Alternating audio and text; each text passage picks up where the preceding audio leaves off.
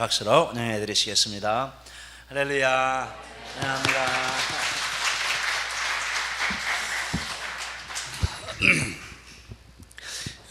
이렇게 함께 예배를 드릴 수 있게 돼서 너무나 감사하고 하나님께 영광을 돌립니다. 먼저 이렇게 선교 보고할 수 있도록 기회를 허락하신 정광교 목사님과 장로님 그리고 우리 교회 앞에 감사를 드립니다.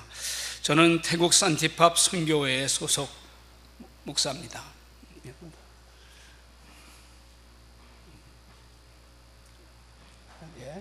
이쪽 오른쪽에 이제 태국 지도자가 태국 그 지도가 있는데요. 저 빨간쪽으로 표시된 것이 이제 저희 선교부가 흩어져 있는 교회입니다. 저희는 6,700만 태국인에게 그리스도의 복음을 태국 77개 도마다 그리스도의 교회를이라고 하는 표를 가지고 교회 없는 지역에 가서 교회를 개척하는 선교부입니다. 대부분 다 GMS 선교사들로 구성되어 있고요. 저희 산티팝 선교회를 좀 소개하면 싱가포르에 국제본부가 있고 한국에는 파송교회 연합회가 있습니다. 파송교회 이제 연합회가 있고요. 그리고 태국에는 태국 목회자회, 또 한인 선교사회, 그리고 사역자 학교, 그리고 이제 재산들이 형성이 되어 있어서 그 산티팝 재단 이렇게 이제 구성되어 있습니다. 한 장 좀 넘겨주시죠. 저는 코랏이라는 지역에, 저쪽이 코랏 보이죠? 코랏이라는 지역에 저희 사역자 학교가 있어요. 왜 사역자 학교가 있느냐 하면은 이제 교회 개척을 하고 난 다음에 한 3년, 5년 지나고 나면 이제 한 20-30명 모입니다. 그렇게 되면 이제 사역자가 필요해요. 목회자가 필요한데 그 목회자를 이제 세우는 그런 학교가 산티팝 사역자 학교인데 그것이 이제 코랏이라는 지역에 있습니다. 저는 이곳에서 지금 교수로 사역하고 있고 1:1 제자 훈련과 비성경 공부를 전담해서 가르치고 있습니다. 제가 태국에 간 지 4년 6개월 됐습니다. 시간이 참 빨리 지나갔고, 그래서 이제 4년 6개월 지나고 올해가 이제 안식년이에요. 그래서 안식년 준비를 하면서 제 4년 6개월의 그 지난 시간들을 이렇게 돌아다 봤습니다. 돌아다 보니까 한 단어가 생각났어요. 그것은 모든 게 하나님의 은혜다, 이런 생각을 가지게 됐습니다. 은혜가 없다면 어떻게 이런 사역들이나 또 이런 태국에서의 삶이 가능했을까 하는 생각을 가지면서 오늘 본문에 다윗이 내게 주신 은혜를 어떻게 보답할까 하는 성경 구절이 떠올랐습니다. 아마 기독교 내에서 절대 없어서는 안 될 단어가 있다면 은혜입니다. 은혜가 없다면 기독인의 삶도 앞으로 우리의 삶도 생각할 수 없겠죠. 그래서 오늘은 내게 주신 은혜라는 제목으로 말씀 같이 나누면서 선교 보고를 좀 하도록 하겠습니다. 지난 동안에 은혜였던 사역이 어떤 것들이었나 하는 것들을 좀 나누겠습니다. 먼저 성경의 은혜라는 단어는 크게 두 가지가 사용이 됩니다. 하나는 헨이라는 단어가 있어요. 이 헨은 대가 없이 받은 모든 것, 대가 없이 받은 선물이라는 뜻입니다. 우리가 대가 없이 받는 선물 중에 많죠. 그죠? 뭐 특별히 이제 자연의 은혜들이 많지 않습니까? 태양, 빛, 뭐 이런 것들은 비 이런 거는 뭐 우리가 대가를 지불하고 받은 건 아니잖아요. 그래서 그게 은혜입니다. 이것이 자연적으로 주어진 것이라 그래서 이제 자연 은혜라고 하죠. 그러니까 우리가 예수님을 믿어서 구원을 얻었는데 예수님을 우리가 믿게 된 것도 하나님의 선물이죠. 그래서 그것을 우리가 특별 은혜라 이렇게 말합니다. 이 헨이라고 하는 것은 어떤 대가를 지불하지 않고 그냥 공짜로 받은 거예요. 사실 이 헨의 은혜 때문에 우리가 여기에 이렇게 있는 줄로 믿습니다.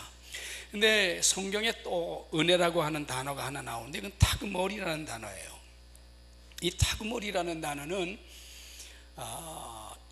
이익분이 되어서 이익분이 됐다, 뭘 좀 남겼다라는 의미를 가지고 있는 단어인데요. 가령 내가 하나님을 위해서 뭐 하나를 했어요.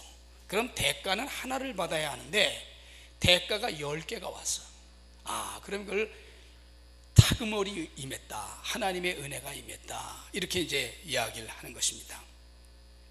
저는 믿기를 뭐 해내 은혜가 타금머리의 은혜를 같이 갖고 동반해 가고는 했지만은 우리가 하나님을 위해서 무언가 일을 하려고 할 때 하나님은 그 이상의 타금머리를 우리에게 준비하고 또 그리고 허락하신다는 사실을 믿습니다.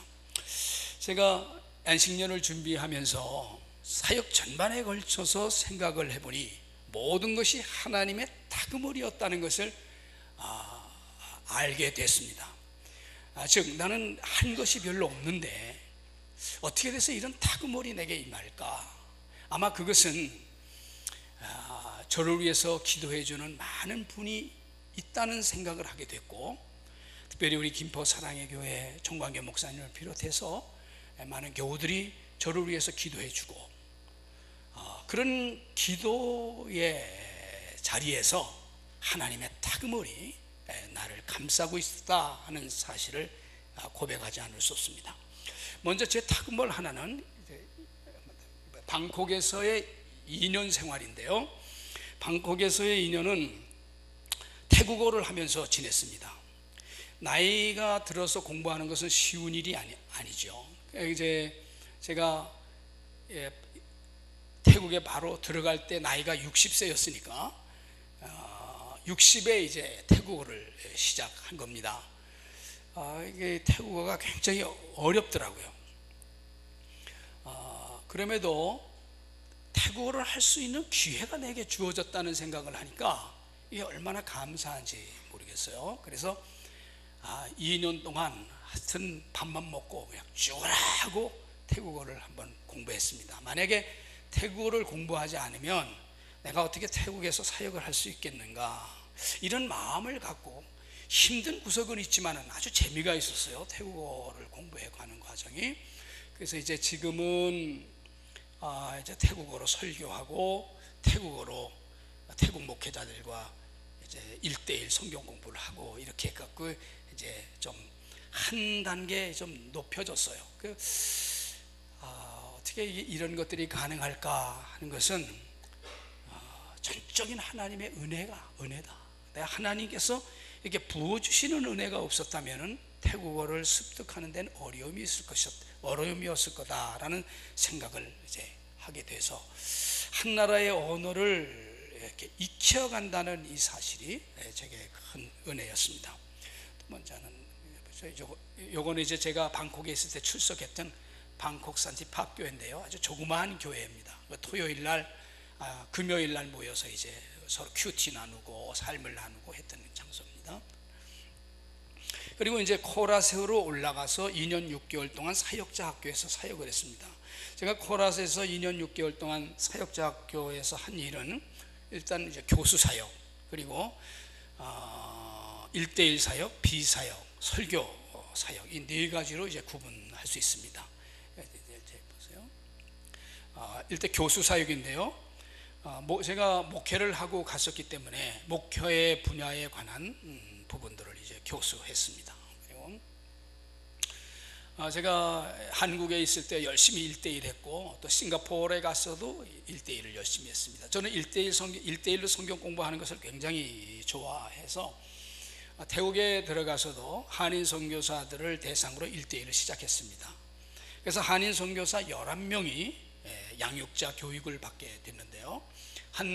저 위에는 공원에 가서도 하고, 비행기 타고 1시간 날아가서 또 저 남부에 있는 분들이 해달라고 그래서 이렇게 해주고, 그래서 우리 선교부 내의 한인 선교사들 11명이 저희와 함께 동반자 과정을 거쳐서 양육자 교육을 받게 됐는데요. 그래서 여러분들 가운데서도 아시는 분이 있겠지만 뒷장으로 넘겨주세요.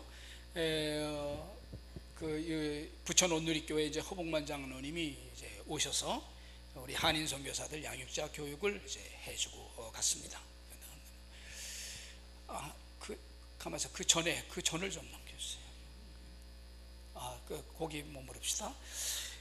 그리고 이제 태국 성도들과 1대1을 했어요. 제가 한인 선교사들 11명 1대1을 한 그분은 전부 다 태국어를 잘 하시는 분들입니다. 그래서 이제 그분들에게 태국 목회자와 그 성도들을 이제 붙여서 하기로 했는데, 우리 태국 목회자들은 꼭 김종구 선교사님하고 1대1을 하고 싶다 이래가지고 순번이 밀려 있다가 태국 목회자들이 이제 4명이 이제 저하고 이제 1대1을 해서 한인 선교사가 11명, 태국 교역자가 15명 이렇게 교육을 받았습니다. 지금도 저희 선교부 내뿐만 아니라 각 교회마다 지금 1대1 사역을 지금 계속 활발하게 왕성하게 좀 하고 있습니다. 그리고 이제 비세미나를 열었는데요. 처음에는 갈라디아 한인 선교사들을 대상으로 했습니다. 한인 선교사들하고의 비세미나는 제가 한국에 있었을 때도 비세미나를 했었기 때문에 뭐 어려움이 없었어요. 그래서 제가 이제 광주에 내려가서 이제 비세미나를 할 때인데요. 그때는 이제 목회자 그룹 또 총신에 가서는 학생들과 이렇게 이제 비세미나를 많이 열었어요. 한국에 있을 때는. 이제 광주에 내려가서 비세미나를 하고 있는데 그 신학교 교수 한 분이 헬라어를 가르치시는 교수인데, 이분이 뭘 갈라디아서를 강의한다 그러니까 뭘 하나 하고 뒷짐지고 있다가 저 갈라디아서 강의 중에서 5가가 형식위주의 종교와 체험위주의 종교라고 하는 타이틀이 붙어 있어요. 근데 그걸 막 강의를 하고 있는데 막 뒤에서 보니까 울음소리가 들려. 근데 이렇게 보니까 그분이 이 머리를 갖다 이 손으로 막 때리면서 내가 복음을 알았는 줄 알았는데 복음을 몰랐다. 내가 복음을 아는 줄 알았는데 복음을 몰랐다. 그러면서 탁 치면서 우는 거예요. 그 옆에 신약 배경사를 가르치는 교수님 한 분도 동일한 고백을 하면서 웁니다. 근데 제가 이 갈라디아서 강의를 하면서 누누이 경험하는 것은 이분들이 복음에 대한 새로운 접근들을 갖게 되면서 그런 흥분된 마음을 갖는 것들을 종종 보는 것이었어요. 태국의 한인 선교사들하고 할 때는 그런 같은 언어를 가지고 하는 것이기 때문에 뭐 그런 것에 대해서는 염려가 없었습니다. 아니나 다를까 우리 한인 선교사 한 분이, 선교사님 우리 태국 선교사가 모두 이걸 좀 들어야 되겠습니다 라고 끝나고 나서 이제 고백을 하더라고요. 문제는 이제 태국인들하고의 세미나였어요. 한국 사람들하고 하는 것은 뭐 그렇다고 하더라도 태국인들하고 할 때는 어떻게 할까? 그래서 이제 태국인들하고 이제 하는데, 그 이제 위라이 사모님이 한 분 계셨고, 그 다음에 콕자른이라고 하는 우리 선교부에 전설과 같은 교회가 있습니다. 그 교회의 담임 전도사인 댕전도사가 계속 세미나를 하는데 우는 거예요. 그러더니 그 댕전도사가 내게 좀 시간을 달라. 그래서 시간을 줬더니 뭐라고 얘기를 하느냐 하면은, 세미나 내내 내가 고민했던 거 또 내 얘기를 하고 있었습니다. 그러면서 이 태국 목회자의 그 회장 되시는 그 수리아 목사가 선교사님 이거 태국 목회자들이 다 들어야 되겠네요 이렇게 하는 거예요. 그래서 제가 싹 돌아서서 화장실 쪽으로 가면서 아유 하나님 감사합니다. 복음이 시대와 문화의 장벽을 뛰어넘는 것을 다시 한번 확인시켜 주시는 것을 감사합니다. 그렇게 해서 이제 한인 선교사 11명, 태국 사역자 13명이 이제 저기 비성경 공부에는 기본 과목이 3가지가 있어요. 갈라디아서, 로마서, 그리스도의 생활, 이게 3과목인데 그 3과목을 다 이수했습니다. 사실 저 숫자는 뭐 그렇게 큰 의미 없이 다가올 수 있지만은 태국 현장에서 사역한 저로서는 정말 어떻게 이게 가능했을까? 이게 금방 뭐 여기에 있는 사람을 모이라고 해서 모인 게 아니고 300km, 멀리는 1100km에 떨어진 사람들이 와서 공부를 한 거거든요. 그것을 이렇게 연속적으로 계속해서 어떻게 공부를 할 수 있었을까? 이게 전부 하나님의 은혜다, 이렇게 생각이 들어졌습니다. 그 다음에 설교 사역인데요, 제게 설교할 수 있는 기회가 주어진 것이 얼마나 감사한지 모르겠습니다. 어쨌든 태국어로 떠듬떠듬 하기 시작하면서 설교 초청을 받아서 제가 산티파 선교회에 있는 모든 교회를 다 돌아다녀 봤습니다. 멀리는 정말 1100km 떨어진 곳부터 가까운 곳은 100km 떨어진 곳까지 샅샅이 훑으면서 교회들을 돌보고 또 그다음에 설교할 수 있는 기회를 갖게 됐습니다. 이런 사역이 사역지에 들어가서 얼마 되지 않는 저에게 이렇게 주어졌다는 사실이, 어떻게 이런 것들이 가능했을까? 많은 것들이 부족한데 어떻게 이런 것이 가능했을까 생각해 보니까 이게 하나님의 은혜였다, 이렇게 생각합니다. 그 다음에 이제 세 번째로 공급이에요. 제가 아무리 뭘 하려고 해도 뭐 먹을 것이 없고 또 그 사역을 할 수 있도록 사역비가 없다면 내가 뭘 어떻게 하겠어요. 근데 늘 기도해 주시는 분들이 생겼고, 그 다음에 선교비를 보내주셨습니다. 그리고 저를 알고 있는 교회들이 단기 선교들을 많이 와 주었어요. 아마 단일 선교사로 제가 아마 단기 선교를 제일 많이 받은 게 아닌가 생각 정도로 많이 와 주었습니다. 단기 선교를 왔을 때 이제 제게 많이 힘이 됐고요. 그리고 힘이 됐고 많은 일을 할 수 있었습니다. 그래서 하나 좀 더 넘겨주세요. 그리고 저 옆에 있는 이 그림은 의식주를 내가 표시한 건데요. 이제 의식주가 해결해 줬어요. 제가 먹고 입고 자는데 또 사역하는데 염려하지 않도록 하나님께서 다 풍성하게 이렇게 공급을 해 주셨습니다. 싱가포르에서는 저를 후원하는 그 후원자 그룹이 만들어지고, 그리고 한국에서는 후원 교회들이 생겨나고 해서 하나님이 제게 이제 선교를 마음껏 할 수 있도록 그렇게 공급해 주셨습니다. 참 이게 다 하나님의 은혜다. 제가 이제 방콕에서 2년 동안 그 사역을 끝마치고 코라스로 이제 올라오는데 자동차가 필요했어요. 자동차가. 그래서 하나님, 자동차 뭐 중고로 하나 좀 주십시오. 이러니까 그 기도 편지를 보내고 난 다음에 한 일주일 있다가 싱가포르에서 전화가 왔습니다. 목사님, 자동차 하나 구입하셔야죠. 그래서 제가 자동차 뭐 중고라도 조그만 게 하나 갖고 필요합니다. 그래서 위에서 기도하고 있습니다. 그랬더니 그분이 자동차 하나 사세요. 오늘 제가 새벽 기도를 하다가 응답을 받았는데 목사님 자동차 한 대 사드리라고 그러네요. 그래서 내가 뭐 어떻게 그걸 뭐 덥석도 받을 수도 없고, 그래서 네, 그래 참 고맙네. 그 얼마나 할까요? 그래서 제가 새 차 너무 비싸고 중고로 하나 그냥 한 1,000만 원 정도 있으면 아마 중고 산다고 하는 것 같은데 어쩔지 모르겠다. 그랬더니 그분이 제게, 저는 선교사님이 선교한다고 막 가서 고생하고 그렇게 하는 거 나는 원치 않습니다. 최고 좋은 차를 사세요. 제가 최고 좋은 차, 그리고 집도 좋은 집에서 살고, 그리고 태국 목회자들이나 그 재훈련들을 그냥 그거에 힘을 쓰지 이렇게 막 그렇게 젊은 선교사들처럼 고생하면서 그렇게 하지 않았으면 좋겠습니다.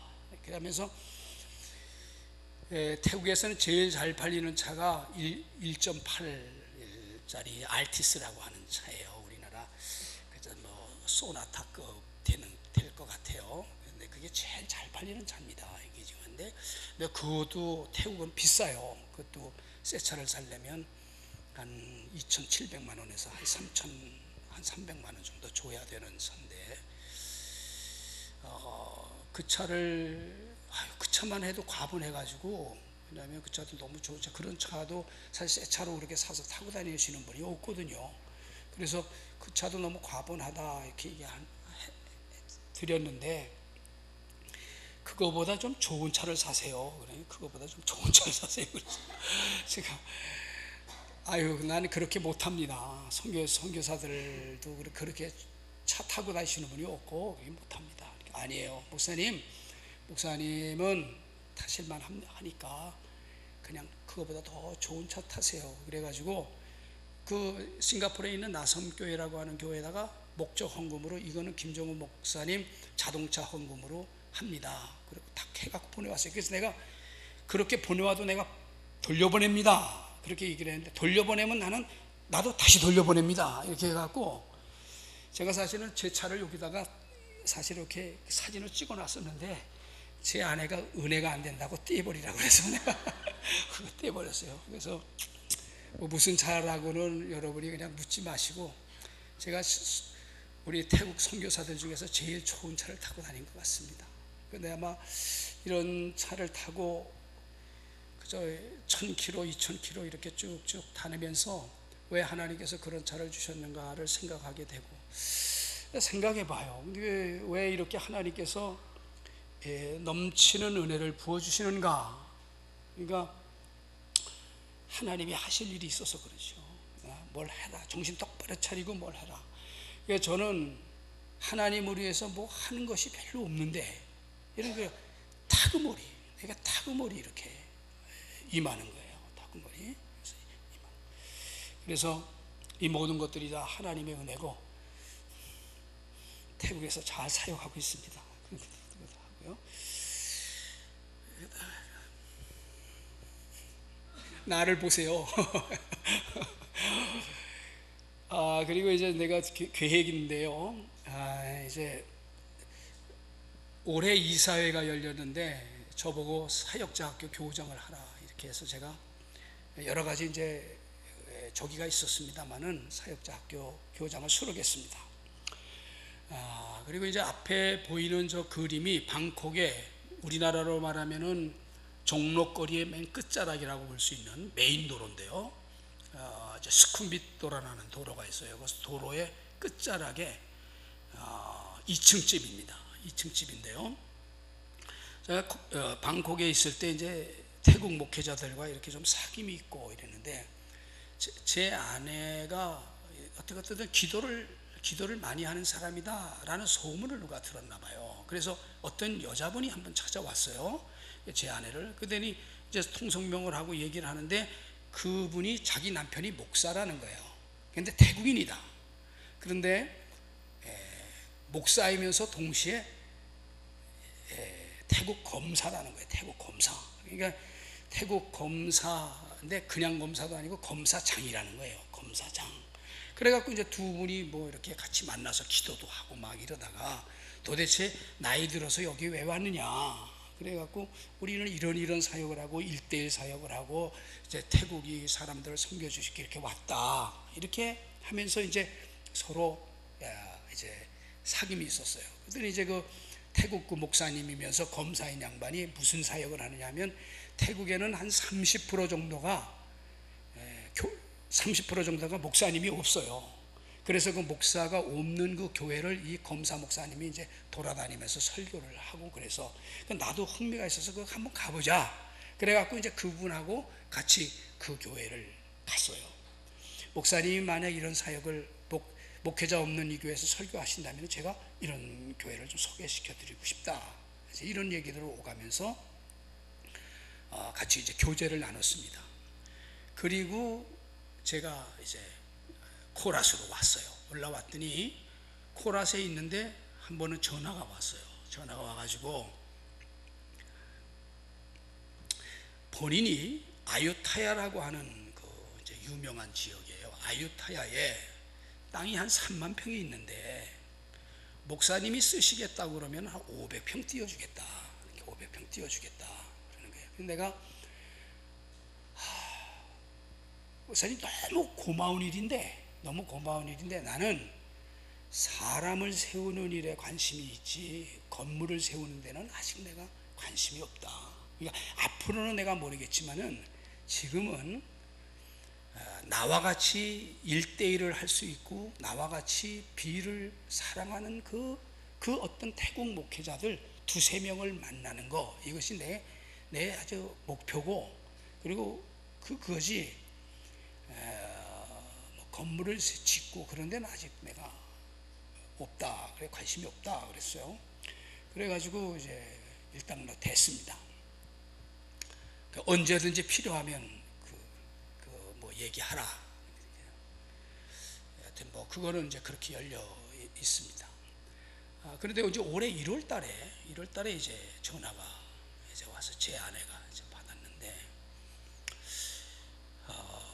제가 그랬거든요. 저는 코라시 타켓이 아니고 방콕이 타켓입니다. 왜냐하면 방콕에 태국 목회자들이 많기 때문에 일단 안식년 끝나고 돌아와서는 방콕에서 내가 사역을 할 겁니다. 이렇게 그게 내 기도 제목이었거든요.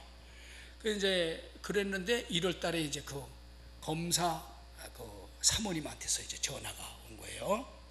오래길에 이제 방콕으로 와서 내려오셔서 사역을 하신다면서요. 그러면 제가 살던 집을 내드릴 테니까 거 와서 하세요. 이게 그분들이 살던 집입니다. 이게 우리가 이사를 갈 테니까 여기 와서 사역을 하세요. 그리고 5월 달에 이사를 가셨어요. 그게 지금 비어 있습니다. 그래서 제가 여기 리모델링을 하고 올까 그러다가 내년 1월 달에 들어가기 때문에 리모델링을 안 하고 그냥 비워놓은 상태로 왔어요. 이분들은 이사 가고 떠나가고 여기서 그 사역을 마음껏 해보세요. 그래서 이제 김포 사랑의 교회, 여기 2층에 방이 4개고요. 1층에 방이 하나고 사무실이고 여기 세미나 룸입니다. 그래서 우리 김포 사랑의 교회 우리 성도 여러분, 뭐 저 방콕에 오실 일이 있어 잠잘 데 없으면 오면 되겠습니다. 되겠습니다. 자, 이 도대체 무슨 일이 어떻게 일어나는지 모르겠어요. 제가 이 외에도 제게 사역적으로 공급을 해주시는 부분들이 이게 내가 도무지 생각할 수 없는 일들이 이렇게 벌어지고 있어서 이 타그몰이 도대체 어떻게 된 건가?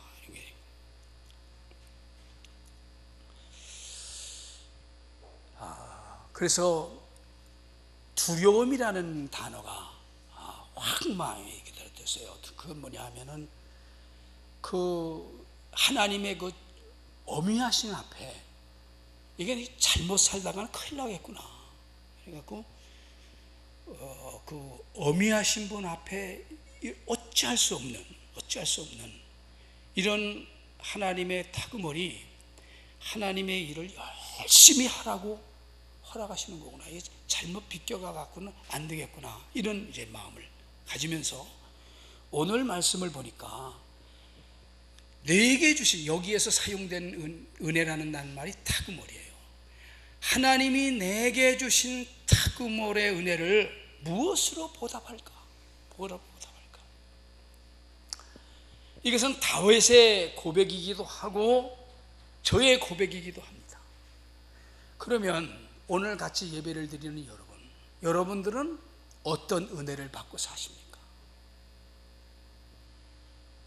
저는 한국에 들어와서 묵상하면서 종종 생각하는 것은 한국에서 산다는 자체가 은혜다. 한국이라는 이 지역에서 사는 것 자체가 은혜다. 한국 교회를 다니고 있다는 이 자체가 큰 은혜다. 제가 우리 이 김포 사랑의 교회를 송두리째 딱 뜯어가지고 방콕으로 옮기면 이게 몇 번째 가는 교회가 될까요? 네? 첫 번째는 아니고 한 5번째 됩니다.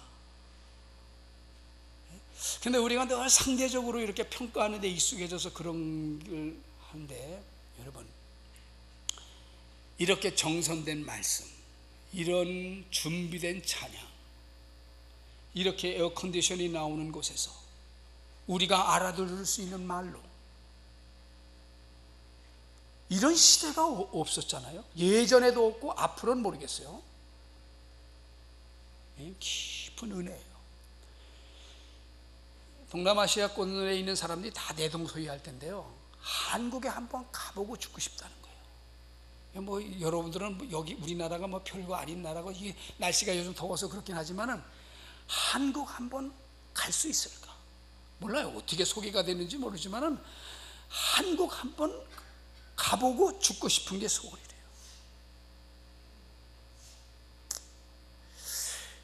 예수님을 믿는 것, 내가 예수님을 믿는다 이러면 이거보다 더 큰 은혜를 받은 게 있을까요? 그냥 끝난 거예요. 그 말 자체가 끝난 거예요. 내가 어떤 사람에게 물어볼 때, 당신 예수 믿어요 안 믿어요? 예수 믿습니다. 당신은 예수 안 믿어요. 그 직업 뭐예요? 장관. 소용없는 일이에요. 장관이 아니라 빌딩을 10개를 가지고 있어도 예수님을 믿지 않으면 그 은혜를 받은 사람이 아니거든요. 그러므로 예수님을 믿는다는 그 자체 하나만으로도 하나님 앞에 내게 주신 이 은혜를 어떻게 보답하겠는가? 그걸 그냥 가슴을 짜내면서 하나님 앞에 고백할 수밖에 없잖아요. 이제 태국 교회를 이렇게 돌아보면 환경이 열악해요. 이 컨디션이 어디 있어요? 한쪽엔 제가 차를 8시간을 타고서 가보니까 총체 교인이 학생 4명, 사모님 목사님, 그 다음에 사모님 엄마, 이게 다 전체 교회인이에요. 그런데요, 얼마나 은혜가 있는지 몰라요. 얼마나 은혜가 있는지 모른다고요. 그건 하나님의 은혜가 무엇인지를 알고 예배를 드리고 있는 한 사람 한 사람의 모습이 그냥 또렷또렷하게 보인다니까. 충주제일교회라는 그 교회에서 장로님들 5 당회가 단기 선교를 한번 왔어요. 당회가. 그러니까 제가 하나님 앞에 기도, 그분들은 뭐 나눠주려고 왔겠지만 난 하나님 앞에 기도하기를, 하나님, 이 당회원들 5분, 장로님들 5가정이 왔습니다. 이분들이 여기서 하나님의 은혜가 무엇인지를 알고 돌아가면 충주교회가 살겠지요. 내가 충주교회가 죽었다는 말은 아니라 좀 더 하나님의 뜻 가운데 살아가는 교회가 되겠죠. 그래갖고 장로님들하고 목사님 사모님이 왔어요. 아침에 큐티하고 저녁에는 호텔에서 그냥 무조건 막 부흥했어. 그냥 막 부흥하고 선교지 보내고. 그랬더니 그 장로님 한 분이 뭐라고 얘기하냐면, 목사님, 나 이제껏 예수 헛다리로 믿었어. 나 이제껏 예수 헛다리로 믿었어. 예수 믿는 게 뭔지를 여기 와서 내가 지금 알고 간다고. 그래갖고 이 장로님 5분이 하도 할 얘기가 많아가지고 자기네 본교회 가서, 목사님 나 간증할 게 있다고 그래가지고 2달 동안 간증을 했대요. 돌아가면서 2달 동안. 어떻게 내게 주신 은혜를 보답할까? 다윗의 질문의 답은 우리가 들어야 되는 답이죠. 첫째, 구원의 잔을 들자. 구원의 잔을 들자. 여러분, 하나님은 살아계십니다. 그분은 항상 말씀하십니다. 우리는 들어야 합니다. 하나님이 살아계시다면 그분과 함께 써가는 스토리가 있어요. 내가 교회마다 당신은 하나님을 만난 스토리가 뭐냐 한번 얘기 좀 해봐요. 뭐 어떻게 예수님을 믿게 됐고, 그분이 당신을 어떻게 도와주고 있고, 그리고 어떻게 이 삶 가운데서 믿음으로 승리했는가 얘기 좀 한번 해봐라. 삐죽삐죽대요. 삐죽삐죽대. 우리는 살아계신 하나님 아버지가 나를 구원해 주셨던 그 과정 하나하나의 스토리가 내게 경험적으로 다가와 그것을 다른 사람들에게 알리는 일을 해야 돼요. 교회 나와야 됩니다. 왜? 이런 이유 때문에. 나 알잖아. 예전에 내가 교회 안 나올 때 당신 내가 어떤 사람인지 알잖아. 구원의 잔을 들으라. 구원의 잔. 2번째로 여호와의 이름을 부르라. 여호와란 말은 약속의 하나님이라는 뜻입니다. 하나님은 약속한 걸 변개치 아니하시고 언제나 들어주세요. 그러니 그 약속이 내 삶에 실행된 일들 때문에 항상 어떤 일이 만날 때마다 약속의 하나님을 부른다 이거예요. 여러분, 다윗은 굉장히 고통 속에 있었던 사람이에요. 그 고통 속에 있을 때마다 그가 하나님의 이름을 불렀어요. 약속의 하나님을 불렀습니다. 우리도 늘 그런 현장이 계속 이어져야죠. 신실한 약속을 붙잡고, 기도에 응답이 없다고 낙심할 일도 아니고, 내가 다른 사람과 견주어 봤을 때 좀 더 어려움을 당했다고 해서 염려할 것이 아니라 그 구름통이 속에서 내가 붙잡고 가야 할 하나님의 약속이 무엇인가? 그 여호와의 이름을 부르는 거예요. 하나님을 사랑하는 자 곧 때때로 부르심을 입은 자들에게는 모든 것이 협력하여 선을 이룬다고 말씀하셨죠.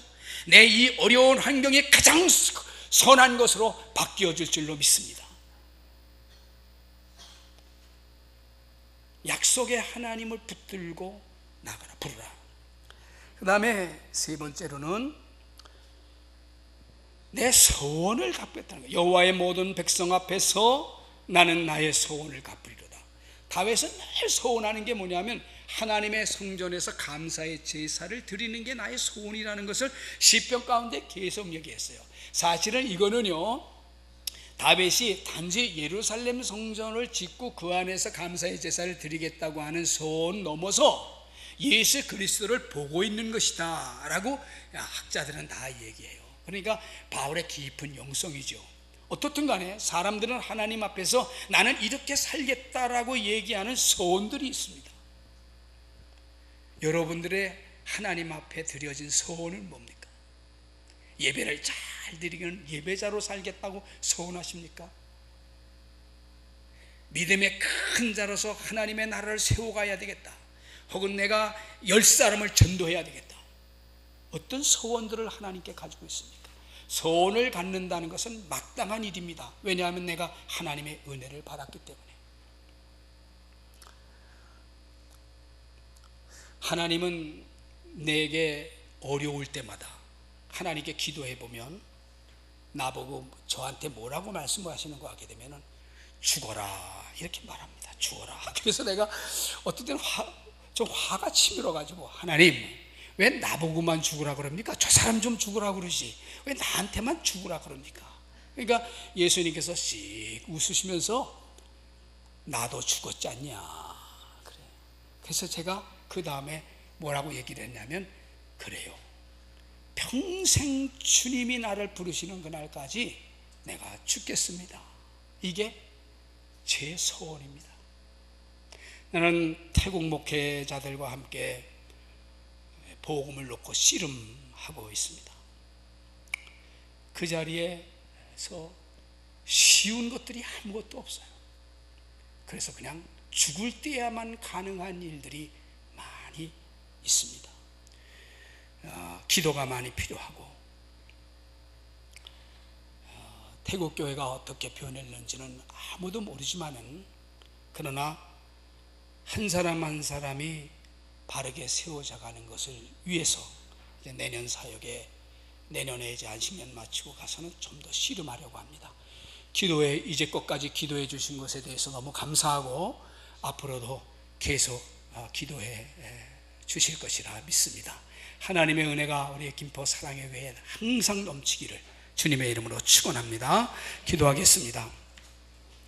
은혜로우신 하나님 감사합니다. 내게 주신 은혜를 무엇으로 보답할까?